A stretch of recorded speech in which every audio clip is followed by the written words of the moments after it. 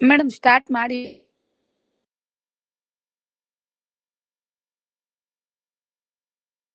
But ಅದು record ಆಗಿಲ್ಲ. Okay, ಇಲ್ಲಿ ಬಾದಾಮಿ ಚಾಲುಕ್ಯರು ವಿಶೇಷವಾಗಿ ಕಲೆ ಮತ್ತು ವಾಸ್ತುಶಿಲ್ಪಕ್ಕೆ ತಮ್ಮದೇ ಆದಂಥ ಕೊಡುಗೆಯನ್ನು ನೀಡಿದಂಥ ರಾಜಮನೆತನಗಳಲ್ಲಿ ಮೊದಲಿಗರಾಗಿ ನಿಲ್ತಾರೆ ಅಂತೇಳಿ ಹೇಳ್ಬೋದು. ಉತ್ತರ ಭಾರತದ ನಾಗರ ಶೈಲಿ, ದಕ್ಷಿಣ ಭಾರತದ ಏನು ದ್ರಾವಿಡ ಶೈಲಿ ಇತ್ತಲ್ಲ, ಈ ಎರಡೂ ಶೈಲಿಗಳ ಉತ್ತಮವಾದಂಥ ಅಂಶಗಳನ್ನು ಅಳವಡಿಸಿಕೊಂಡು ಸಮ್ಮಿಶ್ರಣ ಶೈಲಿಯಾದಂಥ ವೇಸರ ಶೈಲಿಯನ್ನ ಇವರು ನಿರ್ಮಿಸ್ತಾರೆ ಅಂತೇಳಿ ಹೇಳ್ಬೋದು. ಈ ವೇಸರ ಶೈಲಿ ಹೊಸ ಶೈಲಿಯಾಗಿದ್ದು ಕರ್ನಾಟಕದಲ್ಲಿ ಜಾರಿಗೆ ಬರುತ್ತೆ. ಇದನ್ನ ಜಾರಿಗೊಳಿಸಿದವರು ಅಥವಾ ನಿರ್ಮಿಸಿದವರು ಬಾದಾಮಿಯ ಚಾಲುಕ್ಯರು ಅಂತೇಳಿ. ಈ ಬಾದಾಮಿ ಚಾಲುಕ್ಯರಿದ್ದಾರಲ್ಲ, ಇವರು ಕಲೆ ಮತ್ತು ವಾಸ್ತುಶಿಲ್ಪದ ಮಹಾ ನಿರ್ಮಾಪಕರಂತೇಳಿ ಕರೆಸಿಕೊಂಡಿದ್ದಾರೆ. ಜೊತೆಗೆ ಕರ್ನಾಟಕ ದೇವಾಲಯದ ವಾಸ್ತುಶಿಲ್ಪದ ಪ್ರವರ್ತಕರು ಅಂತೇಳಿ ಇವರನ್ನ ಹಾಡಿ ಹೊಗಳಲಾಗಿದೆ ಅಂತೇಳಿ. ಇನ್ನೊಂದು ಏನಪ್ಪಾ ಅಂದ್ರ, ಈ ನೋಡ್ರಿ, ನಾಗರ ಶೈಲಿ ಅಂದ್ರೆ ಉತ್ತರ ಭಾರತದಲ್ಲಿ ಪ್ರಚಲಿತದಲ್ಲಿದ್ದಂಥ ಶೈಲಿ ಆಗಿತ್ತು. ಆಮೇಲೆ ದ್ರಾವಿಡ ಶೈಲಿ ವಿಶೇಷವಾಗಿ ತಮಿಳುನಾಡಿನಲ್ಲಿ ಅದು ಪ್ರಚಲಿತದಲ್ಲಿತ್ತು ಮತ್ತು ಪ್ರಸಿದ್ಧವಾಗಿತ್ತು. ಆ ಎರಡೂ ಶೈಲಿಗಳ ಸಮ್ಮಿಶ್ರಣವನ್ನು ಏನು ಮಿಶ್ರ ಮಾಡಿ ವೇಸರ ಶೈಲಿಯನ್ನು ಜಾರಿಗೊಳಿಸ್ತಾರಲ್ಲ, ಅಲ್ಲಿ ವಿಶೇಷವಾಗಿ ಏನು ಸಾಮಾನ್ಯ ಮತ್ತು ಗುಹಾಂತರ ದೇವಾಲಯಗಳ ಒಂದು ಏನು ಮಾದರಿಯನ್ನ ಇವರು ನಿರ್ಮಿಸ್ತಾರೆ ಅಂತೇಳಿ ಹೇಳ್ಬೋದು. ಸಾಮಾನ್ಯ ದೇವಾಲಯಗಳು ಮತ್ತು ಸ್ಮಾರಕಗಳು ಬೇರೆ ಇದ್ದಾವೆ. ಗುಹಾಂತರ ದೇವಾಲಯಗಳಂದ್ರೆ ಕಲ್ಲು ಬಂಡೆಗಳಲ್ಲೇ ಗುಹೆಗಳನ್ನ ಕೊರೆದು ನಿರ್ಮಾಣ ಮಾಡಿರ್ತಕ್ಕಂಥ ದೇವಾಲಯಗಳಲ್ಲಿ ಯಾವುದೇ ರೀತಿಯ ಬೇರೆ ವಸ್ತುಗಳನ್ನ ತಂದಿಲ್ಲ. ಅದೇ ಕಲ್ಲು ಬಂಡೆ ಇರ್ತಕ್ಕಂಥ ಇದರಲ್ಲೇ ಅವರು ಗುಹೆಗಳನ್ನ ಕೆತ್ತಿರ್ತಕ್ಕಂಥದ್ದು ಅಂತೇಳಿ. ಹಾಗಾಗಿ ಈ ಗುಹಾಂತರ ದೇವಾಲಯಗಳನ್ನು ನಾವು ಬಾದಾಮಿಯಲ್ಲಿ ಕಾಣ್ಬೋದು ಅಂತೇಳಿ. ಒಟ್ಟು 4 ಗುಹಾಂತರ ದೇವಾಲಯಗಳು ಬಾದಾಮಿ ಚಾಲುಕ್ಯರ ಒಂದು ಕಲೆ ಮತ್ತು ವಾಸ್ತುಶಿಲ್ಪಕ್ಕೆ ಸಾಕ್ಷಿಗಳಾಗಿ ನಿಂತಿದ್ದಾವೆ ಅಂತೇಳಿ.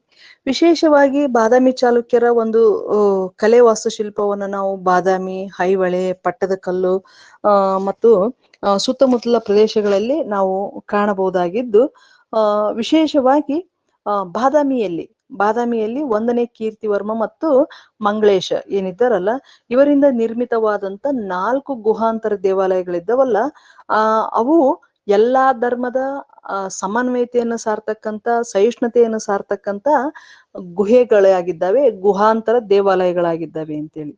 ಈ 1ನೇ ಗುಹಾಂತರ ದೇವಾಲಯ ಶೈವ ಗುಹೆ ಆಗಿದ್ದು, ಈ ಇದನ್ನ 1ನೇ ಕೀರ್ತಿವರ್ಮ ರಚಿಸ್ತಾನೆ ಅಂತೇಳಿ ಹೇಳ್ಬೋದು. ಅದ್ರ ಜೊತೆಗೆ ಇದು 57 ಅಡಿ ಅಗಲವಿದ್ದು ಅದರ ಕಂಬಗಳು ಸೂಕ್ಷ್ಮ ಕೆತ್ತನೆಗಳಿಂದ ಕೂಡಿದ್ದಾವೆ. ಇಲ್ಲಿ ತ್ರಿಮೂರ್ತಿಗಳ ವಿಗ್ರಹವನ್ನು ನಾವು ನೋಡ್ಬೋದು. ಜೊತೆಗೆ ಅರ್ಧನಾರೀಶ್ವರ, ಹರಿಹರ, ಮಹಿಷಮರ್ದಿನಿ ಶಿಲ್ಪಗಳನ್ನು ಕೂಡ ಸುಂದರವಾಗಿ ಕೆತ್ತಲಾಗಿದೆ ಅಂತೇಳಿ. ಯಾವುದು 1ನೇ ಗುಹಾಂತರ ದೇವಾಲಯ, ಇದನ್ನ 1ನೇ ಕೀರ್ತಿವರ್ಮ ರಚಿಸಿದ ಅಂತಂದು ಸ್ಥಾಪಿಸಿದ ಅಂತಂದು. ನಂತರದಲ್ಲಿ ಅವನು ಬೇರೆ ಗುಹಾಂತರ ದೇವಾಲಯಗಳನ್ನು ಸ್ಥಾಪಿಸ್ತಾನೆ, ಅದನ್ನ ಕಂಪ್ಲೀಟ್ ಮಾಡಿದವನು ಮಂಗಳೇಶ ಅಂತೇಳಿ ಹೇಳ್ಬೋದು. 2 ಮತ್ತು 3ನೇ ಗುಹೆಗಳು ವೈಷ್ಣವ ಮತಕ್ಕೆ ಸೇರಿದಂತ ಗುಹಾಂತರ ದೇವಾಲಯಗಳಾಗಿದ್ದು, ವಿಷ್ಣುವಿಗೆ ಇವು ವಿಷ್ಣುವಿನ ಮೂರ್ತಿಗಳನ್ನ ಇಲ್ಲಿ ಕೆತ್ತಲಾಗಿದೆ ಅಂತೇಳಿ. ಈ ಗುಹೆಗಳು 60 ಅಡಿ ಆಳದ ಗುಡ್ಡದ ಒಳಭಾಗದಲ್ಲಿ ಕೆತ್ತಲಾಗಿದೆ ಅಥವಾ ಕೊರೆದಿದ್ದಾರೆ ಅಂತೇಳಿ. ಕಲ್ಲು ಬಂಡೆಯನ್ನ ಕೊರೆದು ಈ ಗುಹೆಗಳನ್ನ ನಿರ್ಮಾಣ ಮಾಡಲಾಗಿದೆ ಅಂತೇಳಿ. ಜೊತೆಗೆ ಇಲ್ಲಿ ಕೂಡ 33 ಅಡಿ ಅಗಲವಾದಂತ ಹಜಾರವಿದ್ದು, ಒಟ್ಟು 4 ಕಂಬಗಳು ಮತ್ತು ಸಭಾಮಂದಿರದಲ್ಲಿ 8 ಸೂಕ್ಷ್ಮ ಕೆತ್ತನೆಗಳಿಂದ ಈ ಒಂದು ಗುಹಾಂತರ ದೇವಾಲಯಗಳು ಕೂಡಿದ್ದಾವೆ ಅಂತೇಳಿ. ಈ ಒಂದು ಗುಹೆಯಲ್ಲಿ ವರಾಹ, ನರಸಿಂಹ, ತ್ರಿವಿಕ್ರಮ, ಅರ್ಧನಾರೀಶ್ವರ ಮುಂತಾದ ವಿಷ್ಣು ಮತ್ತು ಶಿವನ 2 ದೇವರುಗಳ ಮೂರ್ತಿಗಳನ್ನ ಕೆತ್ತಲಾಗಿದೆ ಅಂತೇಳಿ. ಇನ್ನು ವಿಶೇಷವಾಗಿ 4ನೇ ಗುಹೆ ಐತಲ್ಲ, ಜೈನ ಗುಹೆ ಆಗಿದ್ದು, ಒಟ್ಟು ಈ 4ನೇ ಗುಹೆಯಲ್ಲಿ 24 ಮಂದಿ ಜೈನ ತೀರ್ಥಂಕರರ ವಿಗ್ರಹಗಳನ್ನು ಕೆತ್ತಲಾಗಿದೆ ಅಂತೇಳಿ. ಈ ವಿಶೇಷವಾಗಿ ಈ ಗುಹಾಂತರ ದೇವಾಲಯಗಳು ಒಂದು ರೀತಿಯಲ್ಲಿ ಕೆಂಪು ಶಿಲೆಯಲ್ಲಿ ಕೆತ್ತಲಾಗಿದ್ದು, ಯಾವುದೇ ರೀತಿಯ ಪರಿಕರಗಳನ್ನ ಅಲ್ಲಿ ಬಳಸಿಲ್ಲ. ಕೇವಲ ಕಲ್ಲು ಬಂಡೆಯನ್ನ ಕೊರೆದು ಈ ಗುಹಾಂತರ ದೇವಾಲಯಗಳನ್ನ ನಿರ್ಮಾಣ ಮಾಡಲಾಗಿದೆ. 1ನೇ ಕೀರ್ತಿವರ್ಮ ಮತ್ತು ಮಂಗಳೇಶರಿಂದ ಈ ಗುಹಾಂತರ ದೇವಾಲಯಗಳು ನಿರ್ಮಾಣ ಆಗಿದ್ದಾವೆ ಅಂತೇಳಿ. 1ನೇ ಗುಹೆ ಶೈವ ಧರ್ಮಕ್ಕೆ ಅಥವಾ ಶಿವನಿಗೆ ಅರ್ಪಿತ ಆಗಿದೆ. 2 ಮತ್ತು 3ನೇ ಗುಹೆಗಳು ವಿಷ್ಣುವಿಗೆ ಅರ್ಪಿತ ಆಗಿದ್ದಾವೆ. 4ನೇ ಗುಹೆ 24 ಮಂದಿ ಜೈನ ತೀರ್ಥಂಕರರಿಗೆ ಅರ್ಪಿತ ಆಗಿದೆ ಅಂತೇಳಿ ಹೇಳ್ಬೋದು. ಅದ್ರ ಜೊತೆಗೆ ಐಹೊಳೆಯಲ್ಲಿ ಸಾಕಷ್ಟು ಗುಹೆಗಳನ್ನ ನಾವು ದೇವಾಲಯಗಳನ್ನ ನೋಡ್ಬೋದು. ಸುಮಾರು 70ಕ್ಕೂ ಹೆಚ್ಚು ದೇವಾಲಯಗಳನ್ನ ಐಹೊಳೆಯಲ್ಲಿ ನಿರ್ಮಾಣ ಮಾಡಿದ್ದಾರೆ ಅಂತೇಳಿ.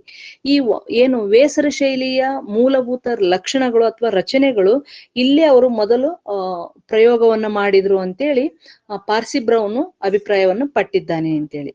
ಹಾಗಾಗಿ ಈ ಐಹೊಳೆಯನ್ನ ಭಾರತೀಯ ದೇವಾಲಯದ ವಾಸ್ತುಶಿಲ್ಪದ ತೊಟ್ಟಿಲು ಅಂತೇಳಿ ಕೂಡ ಕರೀತಾರೆ ಅಂತೇಳಿ ಐಹೊಳೆಯನ್ನ. ಇಲ್ಲಿ 70ಕ್ಕೂ ಹೆಚ್ಚು ದೇವಾಲಯಗಳಿದ್ದು, ವಿಶೇಷವಾಗಿ ಮೇಗುತಿ ದೇವಾಲಯ, ಈ ಮೇಗುತಿ ದೇವಾಲಯದ ಗೋಡೆಗಳ ಮೇಲೇನೆ ಐಹೊಳೆ ಶಾಸನ ಇದೆ. ಮೇಗುತಿ ದೇವಾಲಯ, ಜಿನಾಲಯ, ಹುಚ್ಚಿಮಲ್ಲಿಗುಡಿ, ಲಾಡ್ಕಾನ್ ದೇವಾಲಯ, ಮಲ್ಲಿಕಾರ್ಜುನ ದೇವಾಲಯ, ದುರ್ಗಾ ದೇವಾಲಯ, ಕೊಂತಿ ಗುಡಿ, ರಾಮಲಿಂಗ ಗುಡಿ, ಈ ರೀತಿಯಾಗಿ ಒಟ್ಟು 70ಕ್ಕೂ ಹೆಚ್ಚು ದೇವಾಲಯಗಳನ್ನ ಚಾಲುಕ್ಯರು ಅಲ್ಲಿ ನಿರ್ಮಾಣ ಮಾಡಿದ್ದಾರೆ ಅಂತೇಳಿ. ಪ್ರಸ್ತುತ ನಾವು ಐಹೊಳೆ ನೋಡಕ್ ಹೋಗುವ ಸಂದರ್ಭದಲ್ಲಿ ಪ್ರತಿ ಓಣಿಯಲ್ಲಿ ಕೂಡ ದೇವಾಲಯಗಳಿದ್ದಾವೆ. ಆದರೆ ಸ್ಥಳೀಯರ ಒಂದು ನಿರ್ಲಕ್ಷ್ಯ ಮತ್ತು ಇತಿಹಾಸದ ಬಗ್ಗೆ ಅವರಿಗೆ ಪ್ರಜ್ಞೆ ಇರದಿದ್ದರಿಂದಾಗಿ ಸಾಕಷ್ಟು ದೇವಾಲಯಗಳು ನಾಶವನ್ನು ಕೂಡ ಹೊಂದಿದ್ದಾವೆ ಅಂತೇಳಿ. ಅದ್ರ ಜೊತೆಗೆ ಐಹೊಳೆಯಲ್ಲಿ ಒಂದು ಬೌದ್ಧ ಚೈತ್ಯಾಲಯವನ್ನು ಕೂಡ ಹೋಲ್ತಕ್ಕಂತ ಒಂದು ದರ್ಗಾವನ್ನು ಕೂಡ ನೋಡ್ಬೋದು ಅಂತೇಳಿ. ದರ್ಗಾ ಅಲ್ಲ, ಬೌದ್ಧ ಚೈತ್ಯಾಲಯವನ್ನು ಹೋಲ್ತಕ್ಕಂತ ದುರ್ಗಾ ದೇವಾಲಯ ಗಜಾಷ್ಟಕ ಕೃತಿಯಲ್ಲಿ ಉಲ್ಲೇಖವನ್ನು ಮಾಡಲಾಗಿದೆ ಅಂತೇಳಿ. ಈ ದೇಗುಲ ಐತಲ್ಲ, ಸುಂದರವಾದಂತ ಶಿಲ್ಪಕಲೆಯನ್ನು ಹೊಂದಿರತಕ್ಕಂತ ಚಾಲುಕ್ಯರ ಪ್ರಸಿದ್ಧ ದೇವಾಲಯ ಅನಿಸಿದೆ ಅಂತೇಳಿ ಹೇಳ್ಬೋದು. ಯಾವುದು? ದುರ್ಗಾ ದೇವಾಲಯ ಅಂತ. ಇನ್ನ ಪಟ್ಟದಕಲ್ಲು ವಿಶೇಷವಾಗಿ ಏನು ವೇಸರ ಶೈಲಿ ಮತ್ತು ಚಾಲುಕ್ಯರ ಒಂದು ವಾಸ್ತುಶಿಲ್ಪ ಶೈಲಿಯ ತವರು ಮನೆ ಅಥವಾ ತೊಟ್ಟಿಲು ಅಂತಾನೂ ಕೂಡ ಇದನ್ನ ಕರೀತಾರೆ ಅಂತೇಳಿ. ಇದು ಬಾದಾಮಿಯಿಂದ 10 ಮೈಲು ದೂರದಲ್ಲಿ ಇರ್ತಕ್ಕಂಥ ಪಟ್ಟದಕಲ್ಲು ಪ್ರಸ್ತುತ ಯುನೆಸ್ಕೋ ಪರಂಪರಾ ಪಟ್ಟಿಯಲ್ಲಿ ಐತಿ.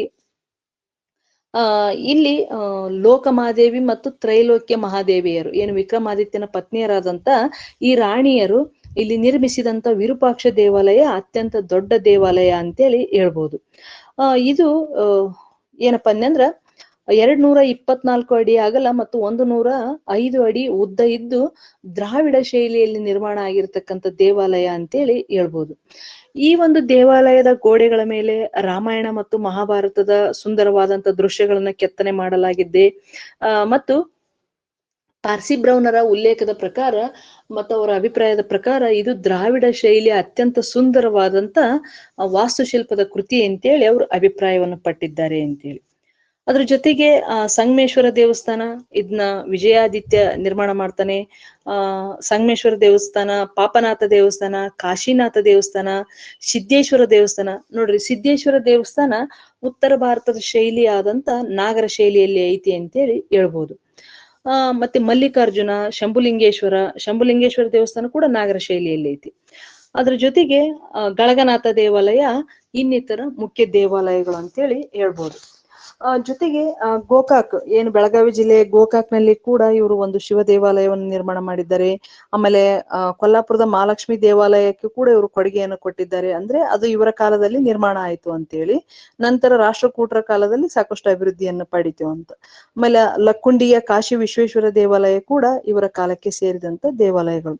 ಹೀಗೆ ಒಟ್ಟು 100ಕ್ಕೂ ಹೆಚ್ಚು ದೇವಾಲಯಗಳನ್ನ ಬಾದಾಮಿ ಚಾಲುಕ್ಯರು ನಿರ್ಮಿಸಿದ್ದಾರೆ ಮತ್ತು ಶ್ರೇಷ್ಠವಾದಂತ ವಾಸ್ತುಶಿಲ್ಪವನ್ನ ಕಟ್ಟಿ ಬೆಳೆಸಿದ್ದಾರೆ ಅಂತ ಹೇಳಿ ಹೇಳ್ಬೋದು. ಹೀಗೆ ಏನು ಕಲ್ಯಾಣಿ ಚಾಲುಕ್ಯರು ಸಾಂಸ್ಕೃತಿಕವಾಗಿ ಅತ್ಯಂತ ಶ್ರೇಷ್ಠವಾದಂತ ಏನು ಹೆಜ್ಜೆ ಗುರುತುಗಳನ್ನ ನಮಗೆ ಬಿಟ್ಟು ಹೋಗಿದ್ದಾರೆ.